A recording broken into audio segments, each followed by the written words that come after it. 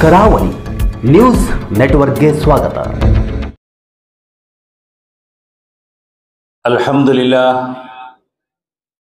ಅಲ್ಹಮ್ದುಲಿಲ್ಲಾಹಿ ಹಕ್ಕ ಹಮ್ದಿಹಿ ಅಸ್ಸಲಾತು ವಸ್ಸಲಾಮು ಅಲಾ ರಸೂಲಿನ್ ನಬಿ ವಲ್ ಮೂಫೂನ ಬಿಅಹ್ದಿ ವಮನ್ ತಬಿಅಹುಂ ಬಿಇಹ್ಸಾನಿನ್ ಇಲಾ ಯೌಮಿದ್ದೀನ್ ರಿಲ್ವಾನುಲ್ಲಾಹಿ ತಆಲಾ ಅಜ್ಮഈನ್.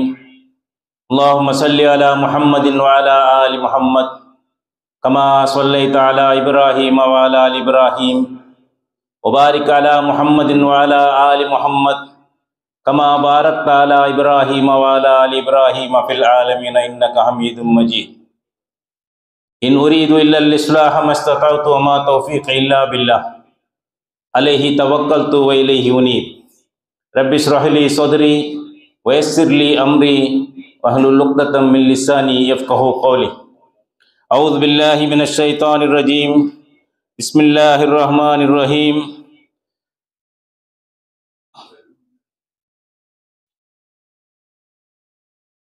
ವಅದಲ್ಲಾಹು ಅಲ್ಲದೀನ ಆಮನೂ ಮಿನ್ಕುಂ ವಅಮಿಲುಸ್ ಸಾಲಿಹಾತ್ ಲಾ ಯಸ್ತಖ್ಲಿಫನ್ನಹುಂ fill ಅರ್ದ್ comma ಇಸ್ತಖ್ಲಫಲ್ ಲದೀನ ಮಿನ್ ಕಬ್ಲಿಹಿಂ ವಲಯುಮಕ್ಕಿನನ್ನಹುಂ ದೀನಹುಂ ಅಲ್ಲದೀ ಇರ್ತಲಾ ಲಹುಂ ವಲಯುಬದ್ದಿಲನ್ನಹುಂ ಮಿನ್ ಬಅದಿ ಖೌಫಿಹಿಂ ಅಮ್ನಾ ಯಅಬುದೂನನೀ ಲಾ ಯುಶ್ರಿಕೂನ B ಶೈಅ Waman ಕಫರ ಬಅದ ذلك ಫೌಲಾಯಿಕ ಹುಮುಲ್ ಫಾಸಿಕೂನ್.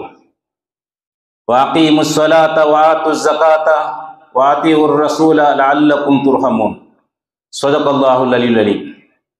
ಸ್ನೇಹಾದರಣೀಯ ಗೌರವಾನ್ವಿತ ಎಲ್ಲ ಹಿರಿಯ ಕಿರಿಯ ಸಹೋದರರು, ಅಸ್ಸಲಾಮು ಅಲೈಕುಂ ವರಹಮತುಲ್ಲಾಹಿ ವಬರಕಾತು.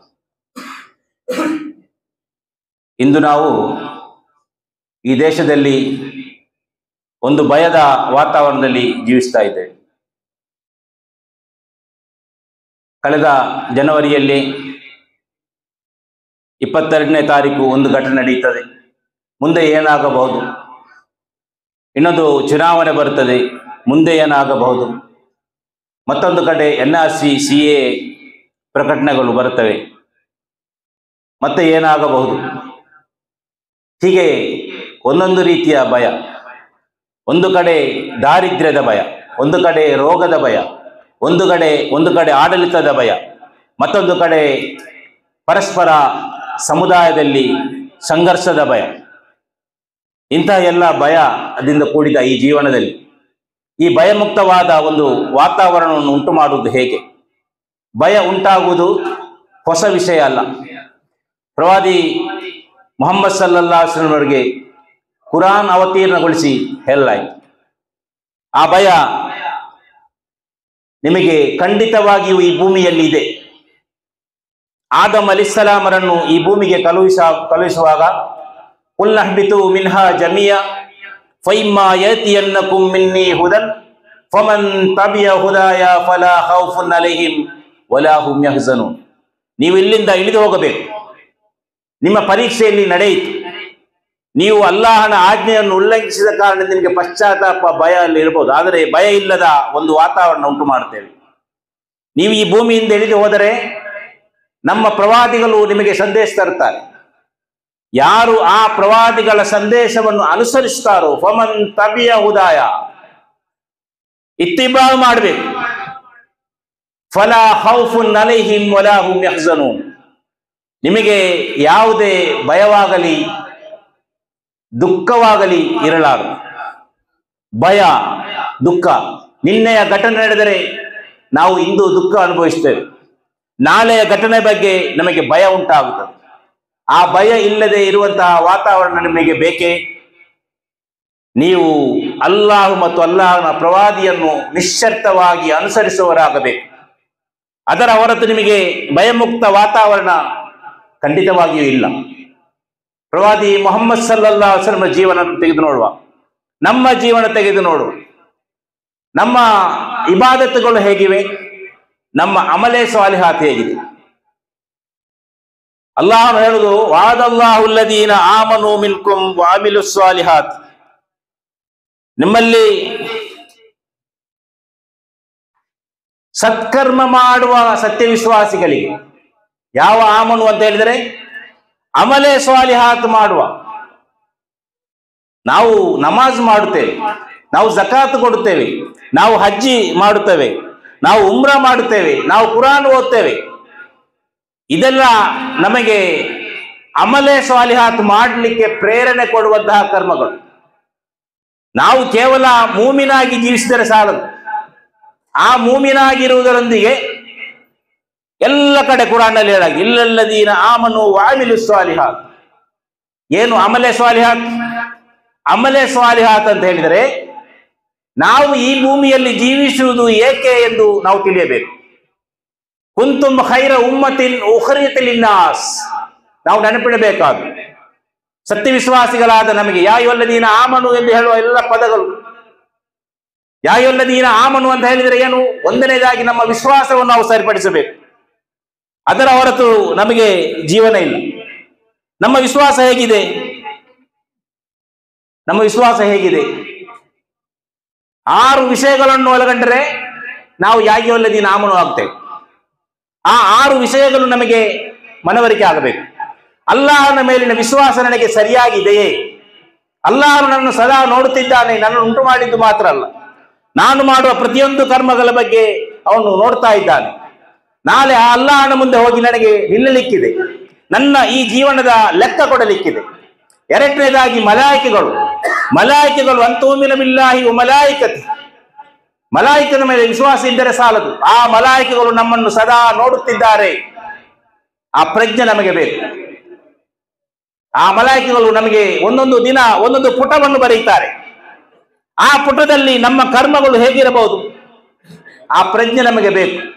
ನಾವು ಒಳ್ಳೆಯದು ಮಾಡಿದರೆ ಅದನ್ನು ಬರೀತಾರೆ, ನಾವು ಕೆಟ್ಟದ್ದು ಮಾಡಿದರೆ ಅದನ್ನು ಬರೀತಾರೆ, ನಾವು ಸುಮ್ಮನೆ ಇದ್ದರೆ ಖಾಲಿ ಬಿಡುತ್ತಾರೆ. ಆ ಎಲ್ಲ ಪೇಜಿಗಳ ಒಂದು ಗ್ರಂಥ ನಾಳೆ ಅಲ್ಲಾಹನು ಪರಲೋಕದಲ್ಲಿ ನಮ್ಮ ಮುಂದೆ ಇಡ್ತಾನೆ. ಇಕ್ರ ಕಿತಾಬಕ್, ನಿನ್ನ ಗ್ರಂಥವನ್ನು ನೀನು ಓದು. ಕಫಾ ಬಿನಫ್ಸಿಕಲ್ ಯೌಮ ಅಲೈಕ ಹಸೀಬ, ನಿನ್ನ ಲೆಕ್ಕ ತೆಗೆಯಲಿಕ್ಕೆ ನೀನು ಸಾಕು ಎಂಬ ಆ ದಿನ ಬರ್ತದಲ್ಲ. ಮಾಲಿಕಿ ಯೌಮಿದ್ದೀನ್, 5 ಹೊತ್ತು ನಮಾಜ್ನಲ್ಲಿ ನಾವು ಹೇಳ್ತೇವೆ. ಆ ತೀರ್ಮಾನ ತೆಗೆಯುವ ದಿನದ ಒಡೆಯನೇ ಅಲ್ಲಾಹನ ಬಗ್ಗೆ ನಮ್ಮ ವಿಶ್ವಾಸ ಹೇಗಿದೆ? ಮಲಾಯಿಕೆಗಳ ಬಗ್ಗೆ ವಿಶ್ವಾಸ ಹೇಗಿದೆ? ಕುತುಬಿ ಅಲ್ಲಾಹನ ಗ್ರಂಥದ ಬಗ್ಗೆ, ಗ್ರಂಥ ನಾವು ಓದುತ್ತೇವೆ, ಅದರಲ್ಲಿ ನಮಗೆ ಏನು ಹೇಳಲಾಯಿತು, ಏನು ಮಾಡಬಹುದು ಏನು ಮಾಡಬಾರದು ಎಂದು ಹೇಳಲಾಯಿತು. ಅದನ್ನು ನಾವು ಅನುಸರಿಸಿದ್ದೇವೆಯಾ? ಕೇವಲ ವಿಶ್ವಾಸವಿದ್ದರೆ ಸಾಲದು, ಅದನ್ನು ಅನುಸರಿಸಿದ್ದೇವೆ ಎಂಬುದನ್ನು ನಾವು ತಿಳಿದುಕೊಳ್ಳಬೇಕು. ಹಾಗಿದ್ದರೆ ಮಾತ್ರ ನಾವು ಆಮನು ಆಗು.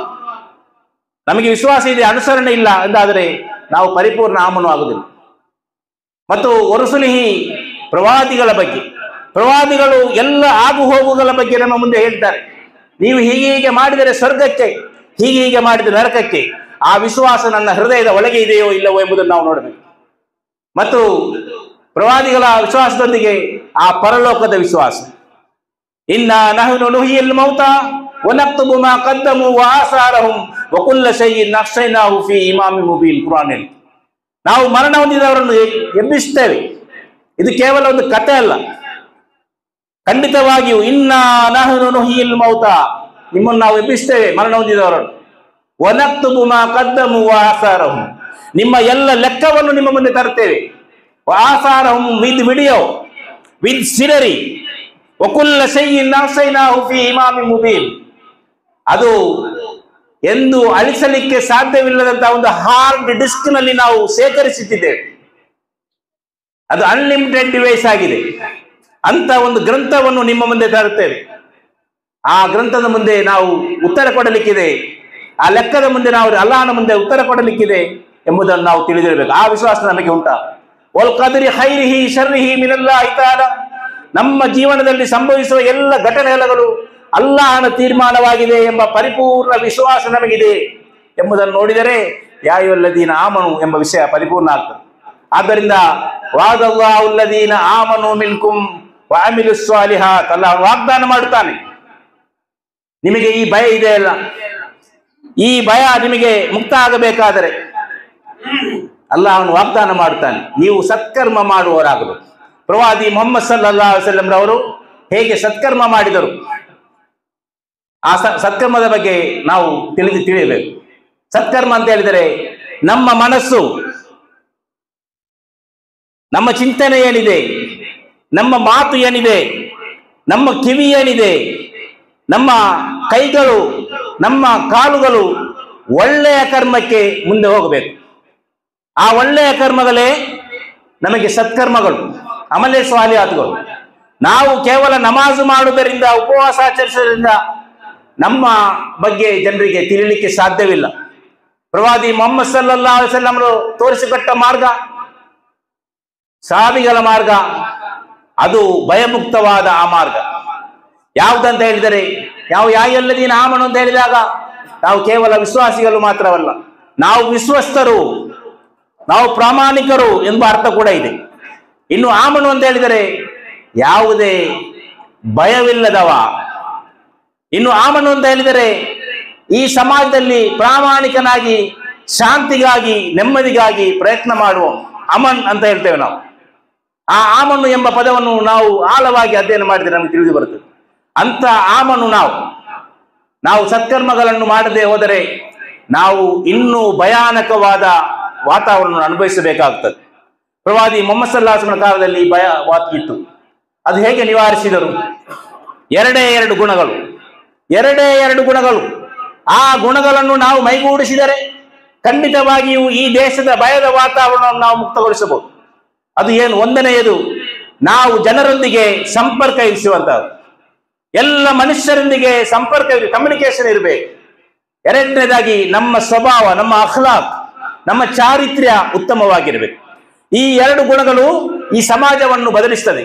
ಅಂದು ಕೂಡ ಆ ಸಮಾಜವನ್ನು ಬದಲಿಸಿತು. ಬದರ್ ಯುದ್ಧ ಆಯಿತು, ಉಹುದ್ ಯುದ್ಧ ಆಯಿತು, ಖಂದಕ್ ಯುದ್ಧ ಆಯಿತು. ಅದರಿಂದ ಪ್ರತೀಕಾರದ ಮನೋಭಾವ ಉಂಟಾಯಿತು. ಜನರ ಮುಸ್ಲಿಮರ ಮೇಲೆ ಒಂದು ರೀತಿಯ ಅಸೂಯೆ ಅಥವಾ ದ್ವೇಷ ಉಂಟಾಯಿತು. ಅದನ್ನು ಹೋಗಲಾಡಿಸಲಾಯಿತು. ಹುದೈಬಿಯಾ ಸಂಧಿ ಆಯಿತು. ಹುದೈಬಿಯಾ ಒಪ್ಪಂದದ ಮೂಲಕ ಆ ನಮ್ಮ ಮತ್ತು ನಿಮ್ಮ ಮುಂದೆ 10 ವರ್ಷ ಯುದ್ಧ ಇಲ್ಲ ಎಂಬ ಆ ಕರಾರು ಪ್ರತಿಯೊಬ್ಬ ಸತ್ಯವಿಶ್ವಾಸಿಗೆ, ಸಹಾಬಿಗೆ, ಮುಶ್ರಿಕರ ಅಂಗಳಕ್ಕೆ ಹೋಗಲಿಕ್ಕೆ ಸಾಧ್ಯವಾಯಿತು. ಜನರೊಂದಿಗೆ ಸಂಪರ್ಕ ಇರಿಸಲಿಕ್ಕೆ ಸಾಧ್ಯವಾಯಿತು. ಆ ಸಂಪರ್ಕದಿಂದ ಏನಾಯ್ತು ಅಂತ ಹೇಳಿದರೆ, ಏನೆಲ್ಲ ತಪ್ಪು ಅಭಿಪ್ರಾಯ ಇತ್ತು ಅದು ದೂರ ಆಯಿತು. ಇಂದು ನಮ್ಮ ಬಗ್ಗೆ ತಪ್ಪು ಅಭಿಪ್ರಾಯ ಇದೆ. ನಾವು ಕೇವಲ ಮುಸ್ಲಿಮರಾಗಿ ಜೀವಿಸ್ತಾ ಇದ್ದೇವೆ, ಉಖ್ರಿಜಲಿನ್ನಾಸ್ ಆಗಿಲ್ಲ. ಮನುಷ್ಯರಿಗಾಗಿ ನಾವು ಜೀವಿಸ್ತಾ ಇಲ್ಲ. ಮನುಷ್ಯರ ಕಷ್ಟಕ್ಕೆ ನಾವು ಸ್ಪಂದಿಸುವುದಿಲ್ಲ. ಈ ದೇಶದಲ್ಲಿ ಆ ಉದಾಹರಣೆಗಳಿವೆ. ಮನುಷ್ಯರ ಕಷ್ಟಕ್ಕೆ ಸಂಬಂಧಿಸಿದರೆ ಈ ಸಮಾಜ ನಮ್ಮನ್ನು ಬಯಸ್ತದೆ, ನೀವು ಇಲ್ಲಿ ಇರಬೇಕು. ನೋಡಿ, 90 ವರ್ಷ ಸ್ವಾತಂತ್ರ್ಯ, ಫ್ರೀಡಮ್ ಫೈಟ್ ಆಯ್ತು. ಆ 90 ವರ್ಷದಲ್ಲಿ ಯಾವುದೇ ಸಂಘರ್ಷ ಆಗಲಿಲ್ಲ. ಕೊರೋನಾ ಬಂತು. ನೀವು ನೋಡಿ, ಕೊರೋನಾದ 1 ವರ್ಷ ಮೊದಲು ಹೇಳಿದರು ನೀವು ಇಲ್ಲಿಂದ ಬಿಟ್ಟು ಹೋಗಬೇಕು. NRC, CA, ಇಡೀ ಇಂಡಿಯಾದಲ್ಲಿ ಒಂದು ಗೊಂದಲ ಆಯಿತು. ಅಲ್ಲಾಹನ ಕಡೆಯಿಂದ ಒಂದು ಅದಾಬ್ ಬಂತು, ಕೊರೋನಾ. ಆಗ ಮುಸ್ಲಿಮರ ಸೇವೆಯನ್ನು ಪರಿಗಣಿಸಿ ಜನರು ಹೇಳಿದರು ನೀವು ಇಲ್ಲಿ ಇರಬೇಕು, ನೀವು ಬೇಕು ಈ ದೇಶದಲ್ಲಿ. ಏಕೆ ಹೇಳಿದರು? ನಮ್ಮ ನಮಾಜಿಗಾಗಿ ಹೇಳಿದಲ್ಲ, ನಮ್ಮ ಉಪವಾಸಕ್ಕಾಗಿ ಹೇಳಿದಲ್ಲ, ನಾವು ಕುರಾನ್ ಪಾರಾಯಣ ಮಾಡಿದ್ದಕ್ಕಾಗಿ ಹೇಳಿದಲ್ಲ. ನಾವು ಜನರ ಕಷ್ಟಕ್ಕೆ ಸ್ಪಂದಿಸಿದೆವು, ಜನರಿಗೆ ಆಹಾರ ಕೊಟ್ಟೆವು, ಜನರಿಗೆ ಮದ್ದು ಕೊಟ್ಟೆವು, ಜನರಿಗೆ ರಕ್ತ ಕೊಟ್ಟೆವು, ಜನರ ಶವಗಳನ್ನು ಸಂಸ್ಕರಿಸಿದೆವು, ನಾವು ದಫನ ಮಾಡಿದೆವು. ಇದೆಲ್ಲ ನೋಡಿಕೊಂಡು ಹೇಳಿದರು ಮುಸ್ಲಿಮರು ಇಲ್ಲಿರಬೇಕು. ಮುಸ್ಲಿಮರ ಗುಣ ಅದಾಗಿದೆ. ಮುಸ್ಲಿಮರ ಅಗತ್ಯ ಈ ದೇಶಕ್ಕಿದ್ದಾಗ ಖಂಡಿತವಾಗಿ ಜನರು ಅಪ್ಪಿ ಹಿಡಿಯುತ್ತಾರೆ. ಅದೇ ಆದದ್ದು ಬದಲಾವಣೆ. ಆದ್ದರಿಂದ ಈ ಸಮಾಜದಲ್ಲಿ ಭಯಮುಕ್ತ ವಾತಾವರಣ ನಮಗೆ ಬರಬೇಕಾದರೆ ಅಲ್ಲಾಹನು ಹೇಳ್ತಾನೆ, ನಾನು ಖಂಡಿತವಾಗಿಯೂ ಆ ಭಯಮುಕ್ತ ಮಾಡ್ತೇನೆ. ನಿಮ್ಮ ಏನು ಭಯದ ವಾತಾವರಣ ಇದೆಯೋ ಅದನ್ನು ನಾನು ಬದಲಿಸ್ತೇನೆ. ಅದೊಂದು ಶಾಂತಿಯ ವಾತಾವರಣವಾಗಿ ನಾನು ಬದಲಿಸ್ತೇನೆ. ಇಲ್ಲಿ ಒಂದು ಸೂಕ್ತ, ನಾನು ಒಂದು ಸೂಕ್ತವನ್ನು ನಾನು ನಿಮ್ಮ 2 ಸೂಕ್ತವನ್ನು ಪಠಿಸಿದೆ. ಅದು ಒಂದು ಸೂರತ್ತು ನೂರ್ನ 56ನೇ 57ನೇ ಸೂಕ್ತವನ್ನು ನೀವು 55, 56, 57 ಈ 3 ಸೂಕ್ತಗಳನ್ನು ನೀವು ಪಠಿಸಿ ನೋಡಿ, ಅಧ್ಯಯನ ಮಾಡಿ. ಅಲ್ಲಾಹನು ಕೊಡುವ ಆ ಭರವಸೆ, ಈ ವಾತಾವರಣವನ್ನು ಮಿಂಬಾದಿ ಹೌಫಿಹಿಂ ಅಮ್ನ, ಶಾಂತಿಯ ವಾತಾವರಣ ಮಾಡ್ತಾರೆ. ಯಾವಬುದೂನನಿ, ನನ್ನನ್ನು ಮಾತ್ರ ಅನುಸರಿಸಿರಿ, ನೀವು ನಿಮ್ಮ ಇಷ್ಟದಂತೆ ನಡೆಯಬಾರದು. ವಲಾ ಯುಶ್ರಿಕೂನ ಬಿ ಶೈಯ್ಯ ವಮನ್ ಕಫರ ಬಅದ ದಾಲಿಕ ಫೌಲಾಯಿಕ ಹುಮುಲ್ ಫಾಸಿಕೂನ್, ನೀವು ಫಾಸಿಕ್ ಆಗಬಾರದು. ಇದೆಲ್ಲ ಕೇಳಿಯೂ ಕೂಡ ನೀವು ಅನುಸರಿಸದೆ ಹೋದರೆ, ನಿಮ್ಮ ಪ್ರಯತ್ನ ನೀವು ಮಾಡದೆ ಹೋದರೆ ನೀವು ಫಾಸಿಕ್ ಆಗಿದ್ದೀರಿ. ಏನು ಫಾಸಿಕ್? ಫಾಸಿಕ್ ಅಂತ ಹೇಳಿದರೆ ನೀವು ಇಸ್ಲಾಮಿನ ಧರ್ಮದಿಂದ ಒಂದು ಸ್ಟೆಪ್ ಹಿಂದಕ್ಕೆ ಸರಿಯುವುದು, ಕೆಳಗೆ ಇಳಿಯುವುದು. ಹೀಗೆ ಒಂದೊಂದೇ ಸ್ಟೆಪ್ಗಳಿವೆ ಕುರಾನ್ನಲ್ಲಿ. ನಾವು ಕೆಳಗೆ ಹೋದು, ನಂತರ ಒಂದು ವೇಳೆ ನಾವು ಸರಿ ಮಾಡದಿದ್ದರೆ ನೀವು ಮುನಾಫಿಕ್ ಆಗ್ತೀರಿ. ನೀವು ಆ ಮುನಾಫಿಕ್ ಆಗುವುದರಿಂದ ಕಪಟ ವಿಶ್ವಾಸಿ ಆಗ್ತೀರಿ. ಒಂದು ವೇಳೆ ನೀವು ಅದರಿಂದ ತೌಬಾ ಮಾಡಿ ಮರಳದಿದ್ದರೆ ನೀವು ಜಾಲಿಮ್ ಆಗ್ತೀರಿ. ನೀವು ಅದರಿಂದ ಮತ್ತೆ ಮರಳದಿದ್ದರೆ ನೀವು ಏನಾಗ್ತೀರಿ? ನೀವು ಮುರ್ತದ್ ಆಗ್ತೀರಿ, ನೀವು ಮತ್ತೆ ಮುಶ್ರಿಕ್ ಆಗ್ತೀರಿ, ನೀವು ಮತ್ತೆ ಕಾಫಿರ್ ಆಗ್ತೀರಿ. ನೀವು ನಿಮ್ಮ ಉನ್ನತ ಸ್ಥಾನಕ್ಕೆ ಹೋಗಿ, ನೀವು ಕೇವಲ ಮೂಮಿನ ಆಗಿದ್ರೆ ಸಾಲದು, ನೀವು ಮುಸ್ಲಿಂ ಆಗಬೇಕು, ನೀವು ಮುತ್ತಕಿ ಆಗಬೇಕು, ನೀವು ಅನ್ಸಾರ್ ಆಗಬೇಕು, ನೀವು ಮುಜಾಹಿದ್ ಆಗಬೇಕು, ನೀವು ಶಹೀದ್ ಆಗಬೇಕು. ಹೀಗೆ ಉನ್ನತ ಮೇಲಕ್ಕೆ ಇರುವ ಹಂತಗಳನ್ನು ತೋರಿಸಿಕೊಳ್ಳಾಯಿತು. ಆದ್ದರಿಂದ ನಮ್ಮನ್ನು ನಾವು ತಿದ್ದಿಕೊಳ್ಳಬೇಕು. ಮತ್ತು ವಾಕೀಮುಸ್ ಸಲಾತ ವಾತು ಝಕಾತ ವಾತಿಯುರ್ ರಸೂಲ ಲಅಲ್ಲಕುಂ ತುರ್ಹಮೂನ್. ನಮಾಜನ್ನು ಸಂಸ್ಥಾಪಿಸಿರಿ. ಆ ನಮಾಜಲ್ಲಿ ಏನೆಲ್ಲ ಹೇಳುತ್ತೀರೋ ಅದನ್ನು ಮಾಡಬೇಕು. ಮತ್ತೆ ಆತು ಝಕಾತ, ಜನರ ಹಕ್ಕನ್ನು ಕೊಡಿ. ಅಲ್ಲಾಹನ ಹಕ್ಕು ಕೊಡಬೇಕು, ಜನರ ಹಕ್ಕನ್ನು ಕೊಡಬೇಕು. ಮತ್ತು ವಾತಿಯುರ್ ರಸೂಲ, ಪ್ರವಾದಿ ಮುಹಮ್ಮದ್ ಸಲ್ಲಲ್ಲಾಹು ಅಲೈಹಿ ವಸಲ್ಲಂ ನೀವು ನಿಶ್ಚರ್ಥವಾಗಿ ಅನುಸರಿಸುವವರಾಗಬೇಕು. ಹಾಗೆ ಅನುಸರಿಸಿದರೆ ಈ ಸಮಾಜ ಹಸಿವೆ ಮುಕ್ತ, ಭಯ ಮುಕ್ತ ಮತ್ತು ಏನಿದೆ ಸಾಲ ಮುಕ್ತ, ರೋಗ ಮುಕ್ತ ವಾತಾವರಣವಾಗಿ ಮಾರ್ಪಡುತ್ತದೆ. ಸರ್ವಶಕ್ತನಾದ ಅಲ್ಲಾಹನು ನಮಗೆಲ್ಲರಿಗೂ ಕುರಾನ್ನ ಬೆಳಕಿನಲ್ಲಿ ಜೀವಿಸುವ, ನಮ್ಮ ಹೊಣೆಗಾರಿಕೆಯನ್ನು ನಿರ್ವಹಿಸುವ, ನಾಳೆ ಅಲ್ಲಾಹನ ಮುಂದೆ ಉತ್ತರ ಕೊಡಲಿಕ್ಕೆ ಸಾಧ್ಯವಾಗುವಂತ ಸತ್ಕರ್ಮಗಳನ್ನು ಮಾಡುವಂತಹ ಆ ಸೌಭಾಗ್ಯವಂತರಲ್ಲಿ ಅಲ್ಲಾಹನು ಮಾಡಲಿ. وآخر دعوانا الحمد لله رب العالمين في العالمين والصلاة والسلام على رسول الأمين وعلى آله وأصحابه أجمعين. محترم و قابل احترام مصلیان جمعہ، آج کے خطبہ جمعہ میں سورہ نور کی آیت 55 تا 57 تلاوت کی گئی. اس کا ترجمہ کچھ اس طرح ہے: اللہ نے وعدہ فرمایا ہے تم میں سے ان لوگوں کے ساتھ جو ایمان لائیں اور نیک عمل کریں کہ وہ ان کو اسی طرح زمین میں خلیفہ بنائے گا جس طرح ان سے پہلے گزرے ہوئے لوگوں کو بنا چکا ہے. ان کے لیے ان کے اس دین کو مضبوط بنیادوں پر قائم کر دے گا جسے اللہ تعالیٰ نے ان کے حق میں پسند کیا ہے، اور ان کی موجودہ حالت خوف کو امن میں بدل دے گا. پس وہ میری بندگی کریں اور میرے ساتھ کسی کو شریک نہ کریں، اور جو اس کے بعد کفر کرے تو ایسے ہی لوگ فاسق ہیں. نماز قائم کرو، زکوٰۃ دو اور رسول صلی اللہ علیہ وسلم کی اطاعت کرو، امید ہے کہ تم پر رحم کیا جائے گا. تو محترم حضرات، کرڑی جو ترجمہ خطبہ پیش کیا گیا اس کا خلاصہ کچھ اس طرح سے ہے کہ خوف کا جو ماحول ہے، ہم دیکھتے ہیں کہ مختلف ایونٹس آتے ہیں، مختلف واقعات آتے ہیں، NRC آتا ہے، CAA آتا ہے، تو اس کے ذریعے سے مختلف ذرائع کے ذریعے سے خوف کو پیدا کرنے کی ایک کوشش کی جاتی ہے، منظم کوشش کی جاتی ہے.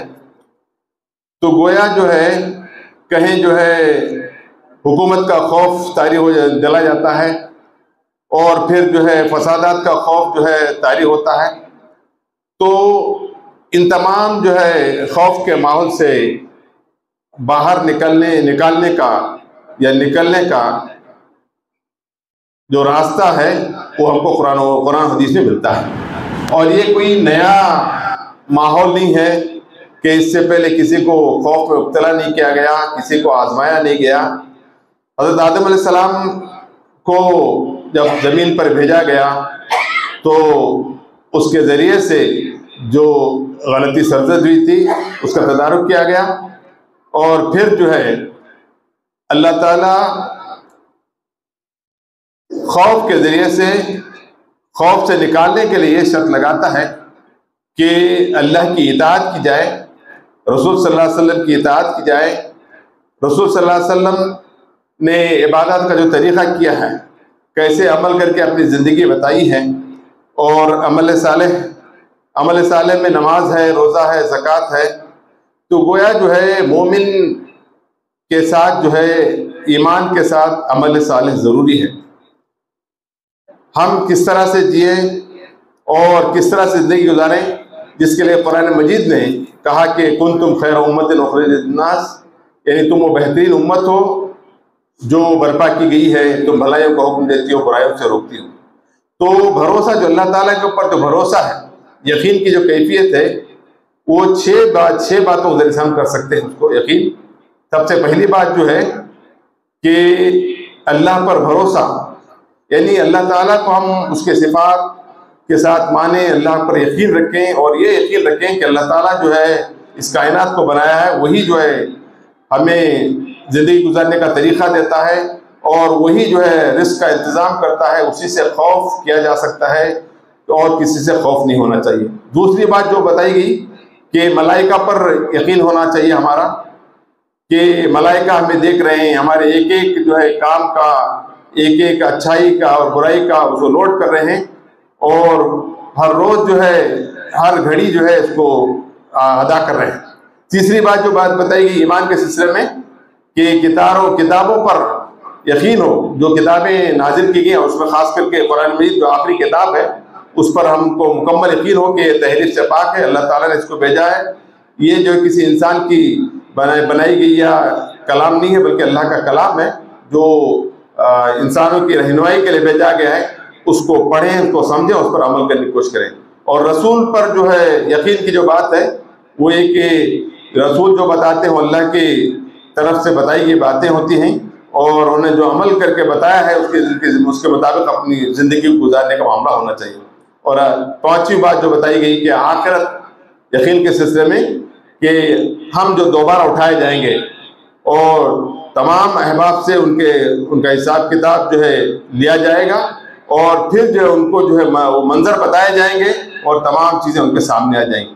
اور چھٹی بات جو ہے تقدیر پر یقین ہے، یعنی اللہ تعالیٰ نے مقدر کر دیا ہے کہ ہم جو ہے کیا کریں گے اور کس طرح کا معاملہ ہمارا ہوگا، کس طرح سے ہم جو ہے زندگی گزاریں گے، تو یہ مقدر کر دی گئی ہے۔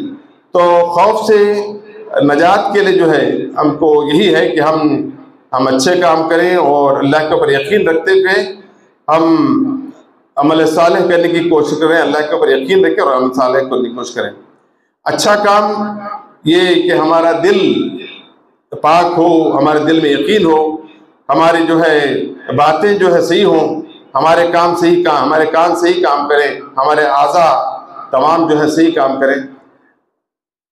خوف سے نکلنے کا جو ماحول ہے، ہم خوف سے اسی وقت نکل سکتے ہیں جس میں ہم اللہ کے صلی اللہ علیہ وسلم کی زندگی کو دیکھیں گے تو ہم معلوم ہوتا ہے کہ خوف سے کس طرح سے نکلا جاتا ہے۔ اللہ کے صلی اللہ علیہ وسلم کی زندگی میں جو واضح طور پہ جو ابھر کے جو نظر آتے ہیں وہ دو چیزیں ہیں۔ پہلی چیز جو ہے لوگوں سے تعلقات، دوسری چیز جو ہے اخلاق ہے۔ آپ دیکھیں کہ اللہ کے صلی اللہ علیہ وسلم کے دور میں بدر کا موقع آیا، احد کا موقع آیا، خندق ہوا، یا حدیبیہ کی جو ہے صلح کا معاملہ ہو، یہ تمام جو چیزیں جو آئی اس کے ذریعے سے جو مختلف چیزیں آئی اس کے ذریعے سے غلط فہمیاں دور ہوئی، اور یہ ایسا رہا کہ لوگوں کے تکالیفات کو دور کرنے کا موقع رہا، معاملات کا موقع رہا، اور لوگوں نے محسوس کیا کہ انسانیت کیا چیز ہوتی ہے، اخلاق کیا چیزیں ہوتے ہیں، اخلاق کا بلند معیار کیا ہو سکتا ہے، وہ اس کا احساس ہوا۔ اس کے بعد جو ہم دیکھتے ہیں کہ اس ملک کے اندر جو ہے اللہ تعالیٰ نے ماحول کو بہتر بنانے کے لیے ایک کرونا کی صورت میں جو وبا آئی ہے اس میں جو لوگوں کو پریشانی ہوئی، لوگ جس طرح سے پریشان ہیں، مختلف تکالیف کا شکار ہوئے، اس میں ملت نے جو کام کیا، مسلمانوں نے جو کام کیا ہے وہ اس طرح سے کہ مسلمان جو ہے وقت کی ضرورت بن گئے، انہوں نے جو ہے خون کا عطیہ پیش کیا، انہوں نے جو ہے غذا فراہم کی، اور پھر جو ہے جو انتقال کر گئے تھے ان کے جو تجہیز تکفین کا انتظام کیا، برادران وطن کے جو ہے برادران وطن کے تجہیز تکفین کا معاملہ کیا۔ تو اس طرح سے جو ہے انہوں نے کام کیا، اور یہ محسوس ہوا کہ گویا جو ہے ہم مسلمان جو ہے ملک کی ضرورت ہے، اس کا احساس دیا۔ تو گویا ہم خوف سے اسی وقت بدل سکتے ہیں، خوف سے اسی وقت نکل سکتے ہیں کہ ہم جو ہے تعلقات ہمارے اچھے رہیں اور ہمارے اخلاق اچھے ہوں، ہم جو ہے اچھے اخلاق کے بن جائیں تو اس کے ذریعے سے ہم اس خوف سے نکل سکتے ہیں۔ اگر یہ معاملہ نہیں ہوگا تو ہوگا یہ کہ ہم جو ہے ہمارے اندر فسق آئے گا، ہم منافقت ہمارے اندر پیدا ہوگی، ہمارے اندر ظلم آئے گا، ہم ظالم بن جائیں گے۔ تو بہرحال ہمارے مسلم ہونے کے لیے متقی ہونا ضروری ہے، نمازوں کی بات کہی ہے اس میں، اور پھر زکوٰۃ کی بات کہی ہے۔ مجموعی طور پر جو بات نظر آتی ہے کوئی کہ ہم اللہ کو مانیں، اللہ تعالیٰ کے حقوق کو پہچانیں، اور اللہ تعالیٰ چاہتا ہے کہ اللہ تعالیٰ سارے انسانوں سے محبت کرتا ہے، جیسا کہ کہا گیا کہ اللہ تعالیٰ جو 70 ماؤں کی محبت، اللہ تعالیٰ چاہتا ہے کہ اس کے بندے اس کی اطاعت کریں، اس کی زمین پر اس کی فرمانبرداری کریں اور اس کے مطابق اپنی زندگی گزاریں، اور نتیجے کے طور پر تمام جو ہے جنت میں جا سکیں۔ تو اللہ تعالیٰ چاہتا ہے کہ تمام بندوں تک یہ پیغام پہنچے، تو امت مسلمہ جو ہے محسن بن کر ان کا یہ پیغام ان تک پہنچائے، ان کے لیے ان کی ضرورت بن جائے، اور پھر جو ہے اس کے ذریعے سے جو ہے ماحول بدل سکتا ہے، رائے بدل سکتی ہے اور خوف کا ماحول دور ہو سکتا ہے۔ ہم کو خوف کا ایک ضرورت ہے۔ اللہ تعالیٰ سے دعا ہے کہ اللہ تعالیٰ جو ہے سنی باتوں پر عمل کرنے کی توفیق عطا فرمائے۔ اللہ تعالیٰ ہم کو خوف کے ماحول سے نکالے۔ وآخر دعوانا الحمدللہ، السلام علیکم۔